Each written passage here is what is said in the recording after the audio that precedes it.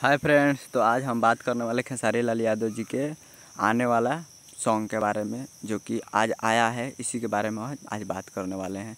आप लोग को स्क्रीन के ऊपर दिखाई दे रहा होगा, खेली है बाबा पबजी, बाबा खेली है पबजी। खेसारी लाल आवाज़ दिए हैं, गीत लिखे हैं रुपेश दुबे, संगीत दिए हैं शंकर सिंह, परिकल्पना किया है वो सोनू पांडे। और ये आने वाला है और आ भी गया है, 1-1.5 घंटा पहले आ गया है और 1-1.5 घंटा बाद हम बना रहे हैं न्यूज़। तो ये आ गया है खेसारी म्यूजिक वर्ल्ड।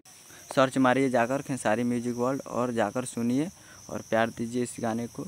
तो आज इसी के बारे में बात करने वाले थे। और पवन सिंह का भी एक सॉन्ग आया है, बाबा का दीवाना, भोले का दीवाना, जो कि अखिलेश कश्यप लिखे हैं। तो वो भी जाकर सुनिए आप। वो आया है आदिशक्ति फिल्म से। तो आप जाइए और दो दमदार खबर सुनिए और दोनों सॉन्ग को सुनिए, देखिए, प्यार दीजिए। और इतना ही। चैनल पर नए हैं तो चैनल को सब्सक्राइब कर दीजिए, बेल आइकन प्रेस कर दीजिए। धन्यवाद।